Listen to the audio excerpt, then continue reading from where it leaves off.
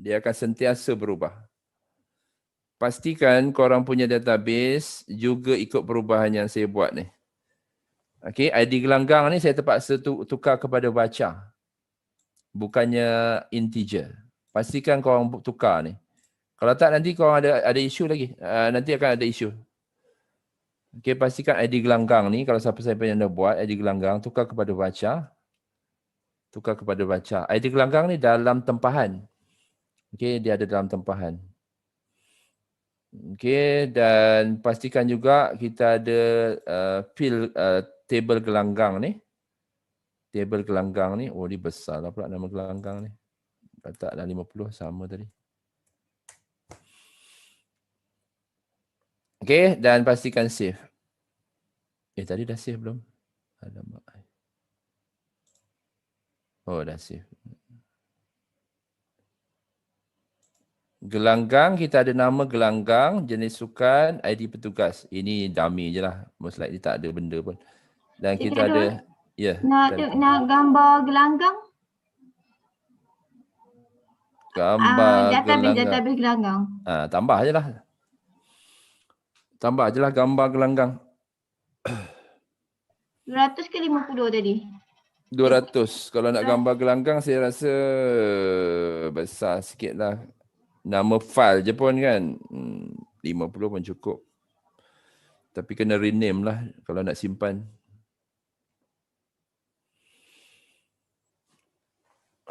Saya tak pasti boleh sempat ke tak upload gambar. Saya rasa macam tak sempat. Kalau sempat nanti kita adjust balik lah. Gelanggang. Gelanggang ni. Siapa-siapa yang mungkin nak melibatkan dengan upload gambar, mungkin boleh letak kat sini lah image. Image apa-apa image gelanggang. Yang ni dia akan simpan sebagai bolehlah 200 ke. Tapi 200 ni panjang sangat nama file dia. Bolehlah letak 200. Terlebih tak apa, jangan terkurang. Okey. Save. Sebab bila kita upload gambar, kita bukan upload gambar ke dalam database tau. Kita cuma simpan nama gambar tu. Database tidak menyimpan gambar, bukan tidak menyimpan. Tidak disarankan untuk simpan gambar dalam database. Approach yang biasa dibuat adalah gambar tu dia akan upload ke dalam folder dalam server. Yang disimpan dalam database hanyalah nama file dia. Nama file saja yang disimpan. So nama file sebenarnya tak perlukan space yang banyak pun. Tapi kalau ada lebih tak apalah, biarlah. In case kalau nama file dia tu panjang-panjang kan. Biasanya kita upload gambar daripada internet kan nama dia panjang kan. Nama file tu panjang. So kalau kita tak rename, dia akan stay dengan nama tu lah. Ada juga function dalam server side ni yang kita boleh rename image yang kita upload. Itu lebih baik lah daripada kita gunakan nama dia yang asal. Sebab kalau kita gunakan nama yang asal, ada kemungkinan untuk dia overlap dengan image yang lama. Maksudnya ada image lama, gambar yang nama sama. So itu leceh. So kita akan biasanya rename balik.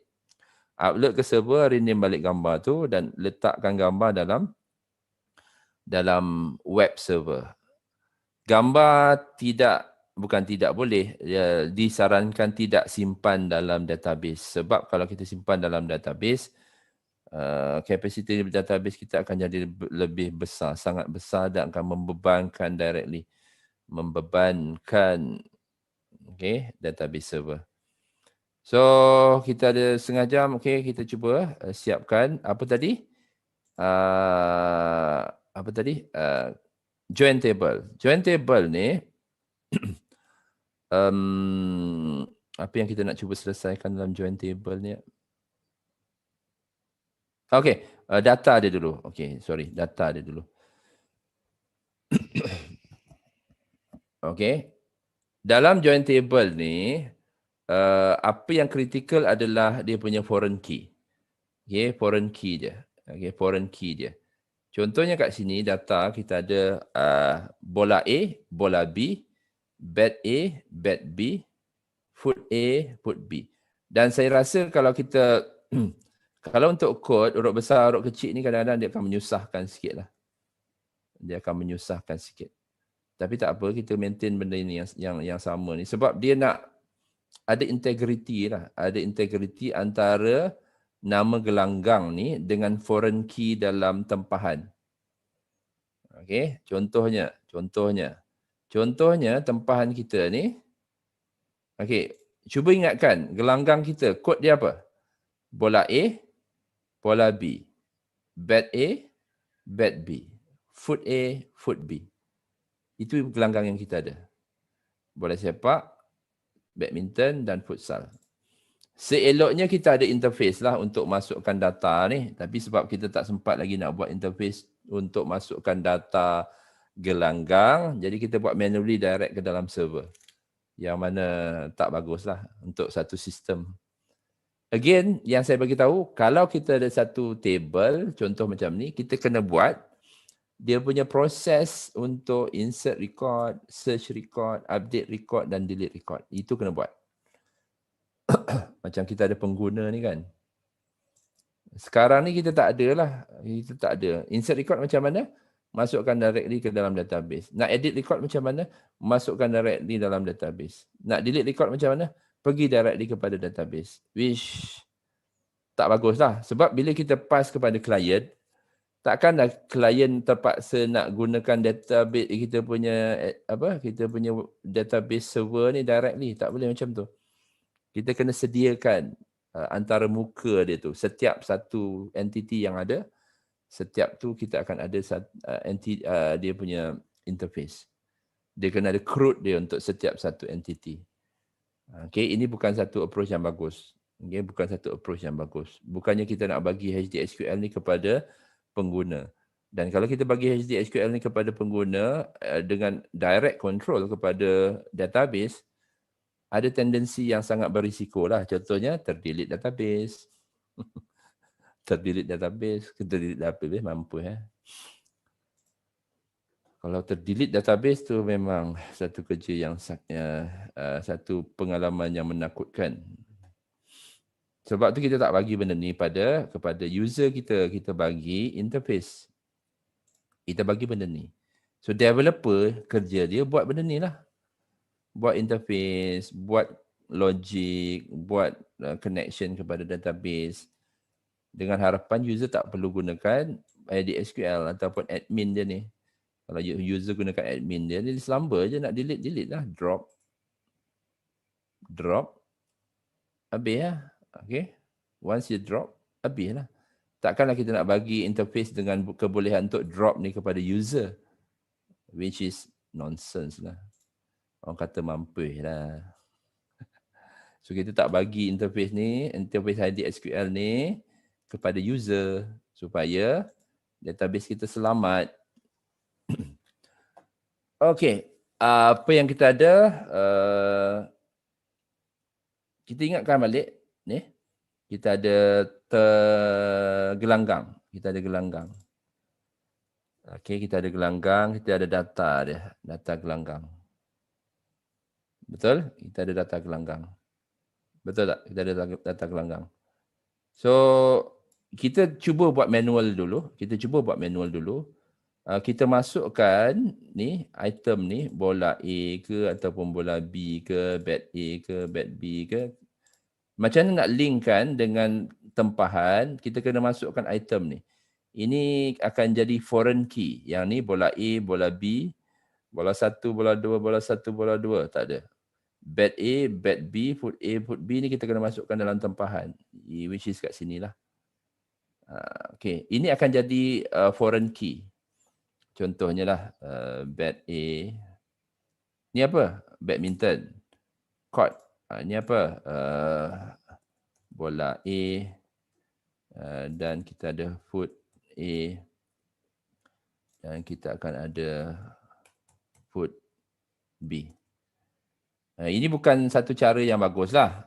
Bukan cara yang bagus sebab yang ni kita buat manually directly kepada database. Sepatutnya ada interface tu lah untuk memilih. Nanti kita akan cuba usahakan.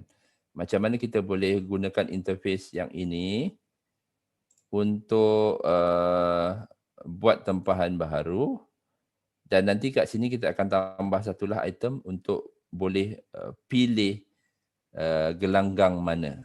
Nanti kita akan tambah masukkan gelanggang mana. Okey, tapi sekarang ni kita tak ada lagi. So kita buat manually ni. Jadi apa yang kita ada sekarang adalah ID gelanggang bed A. Bed A ni merujuk kepada apa? Bed A ni merujuk kepada apa? Badminton. Ha? Badminton Badminton. court A. Badminton court A. Mana kau tahu? Ha. Selalunya macam tu lah.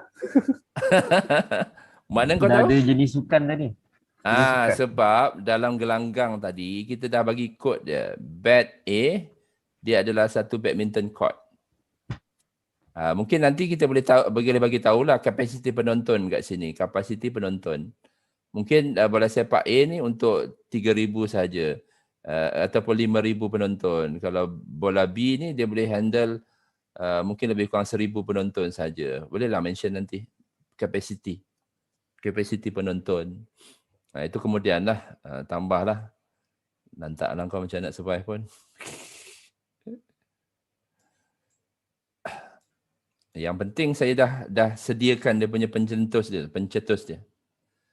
Okey, trigger dia tu. Okey, lepas ni kau nak buat barbecue kambing ke, nak perap kambing lepas tu bakar seko ke, boleh saja. Tapi saya cuma sediakan dia punya pemanggang api tu dengan sparkle dia saja. Dengan apinya saja. Kau nak banggang apa pun tak kisahlah. Macam mana kau nak manipulate benda ni, nanti kau orang usahakan.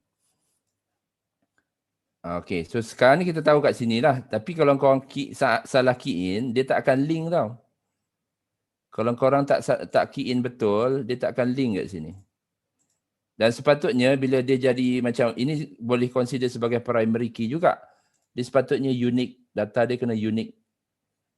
Data kat sini sepatutnya kena unique lah dalam nama gelanggang ni. Dia tak sepatutnya overlap. Sebab kita tak akan ada entry food A yang kedua pula. Kita tak nak entry food B yang ketiga. Kita ada food A, food B, food C.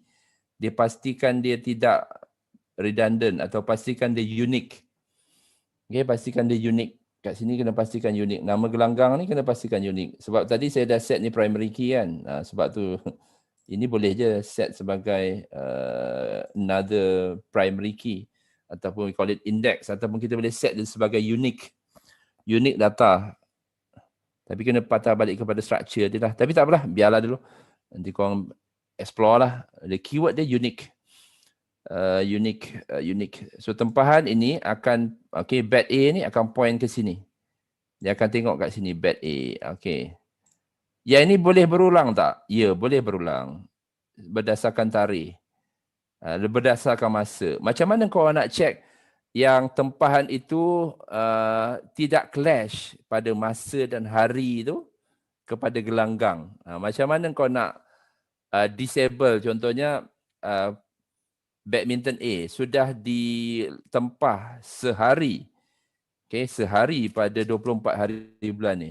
So macam mana kita akan disable bed A ni apabila orang lain datang cuba nak tempah pada hari yang sama. Pada hari kejadian yang sama. Macam mana? Itu kena patah balik kepada logik dia lah. Kita patah balik kepada logik dia. Maksudnya korang kena buat checking lah. Macam mana buat checking? Itu tidak boleh diajar dalam kursus 2 hari lah. So korang kena cari sendiri lah. Good luck with that. Sebab seperti yang saya mention, there's no such thing as simple system. Dia akan grow. Tiba-tiba orang tanya, kan aku dah tempah hari ni, masa ni, kenapa orang lain boleh tempah pula?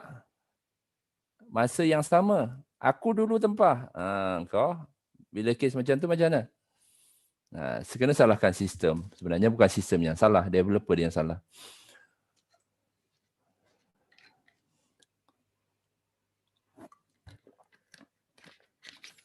Kenapa tim developer yang salah? Sebab dia tak consider item macam tu. Senario macam tu. Sebab Sebab tu there's no such thing as simple system. Tapi tak